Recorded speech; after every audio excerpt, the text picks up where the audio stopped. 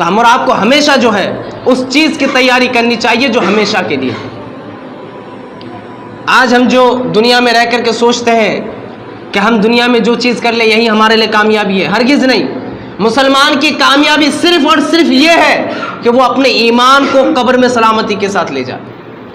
دنیا میں کیا آپ کتنے بھی بڑے بڑے مکان بنا لے، محل تیار کر لے، کچھ بھی کر لے، مر جائیں گے سب یہیں رہ جائے گا، مر جائیں گے سب یہیں چھوٹ جائے گا، کچھ نہیں جائے گا آپ کے ساتھ. آپ کے ساتھ صرف اگر کوئی جانے والی چیز ہے تو آپ کے اعمال ہیں.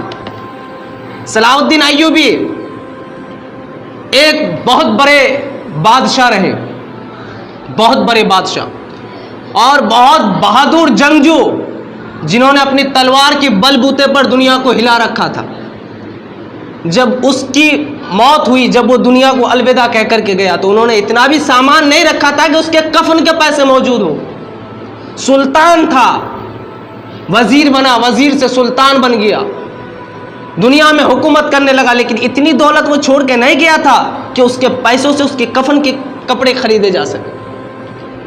وہ جانتا تھا کہ دنیا میں جو کچھ رہے گا یہی رہ جائے گا، دنیا کی کوئی چیز میرے ساتھ جانے والی نہیں ہے. انہوں نے ہمیشہ اسی چیز کو کیا جو چیز اس کے ساتھ قبر میں جانے والی تھی. نیک اعمال کیے جو اس کے ساتھ قبر میں جانے والی تھی، قبر میں ساتھ گئے اس کے اعمال.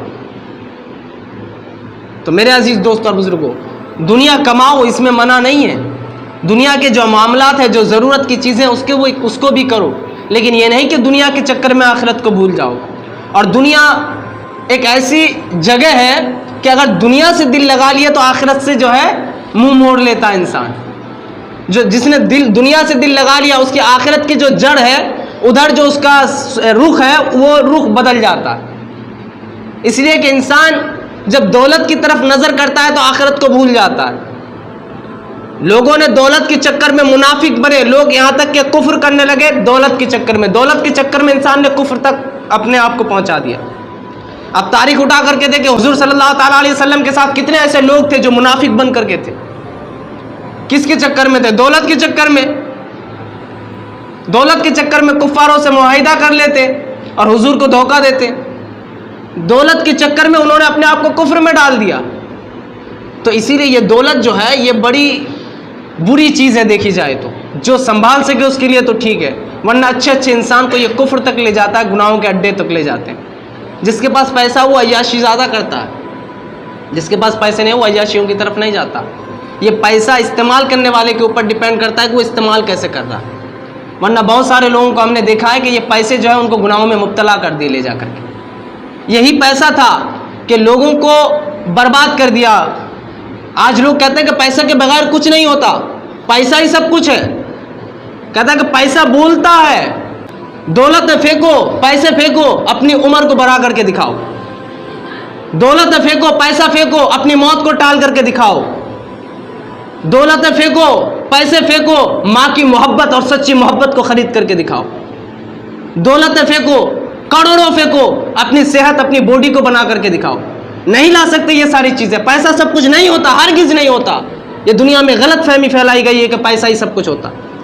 ہم جو سوچتے ہیں پیسہ ہی سب کچھ ہے، ہرگز نہیں ہے. زندگی اس کی بھی گزر رہی ہے جس کے پاس کچھ نہیں ہے. زندگی اس کی بھی گزر رہی ہے جس کے پاس سب کچھ ہے. اور ہمیشہ یاد رکھنا، پیسے والے انسان ہمیشہ ٹینشن میں رہتے ہیں. ہمیشہ اس کو فکر لگی رہتی ہے، میں نے بزنس میں پیسہ لگایا کہیں ڈوب تو نہ جائے گا، میں نے مارکیٹ میں پیسہ لگایا کہیں ادھر پیسہ میرے لاس میں تو نہیں ہو جائے گا. اس کو ہمیشہ ٹینشن لگا رہتا ہے. میں نے امیروں کے بارے میں سنا ہے کہ وہ لوگ یہاں تک کہ نیند کی گولی کھا کر کے رات میں سوتے ہیں، انہیں نیند نہیں آتی. ٹینشن بڑا رہتا ہے ان کے دماغ میں. اور غریب مزدوری کر کے آتا ہے، 300 روپے لے کر کے آتا ہے، سکون کی نیند سوتا ہے، مزے کی نیند لیتا ہے. وہ ایک وقت کی روٹی کھاتا ہے لیکن سکون کی زندگی جیتا ہے. تو میرے عزیز دوست اور بزرگوں، یہ دولت کو اگر ہم سوچ رہے ہیں کہ یہ سب کچھ ہے تو دولت ہرگز سب کچھ نہیں ہے. بہت ساری چیزیں ہیں جو دولت کے بغیر نہیں ہو سکتی. دولت تو صرف دنیا تک محدود ہے. دنیا کی چیزیں آپ لے سکتے ہیں لیکن سچی کوئی چیز آپ نہیں خرید سکتے دولت کے ذریعے. دولت سے، مال و دولت سے، پیسے سے آپ دنیا کی چیزیں لے سکتے ہیں لیکن دنیا میں بھی جو سچی چیزیں اس کو نہیں خرید سکتے آپ.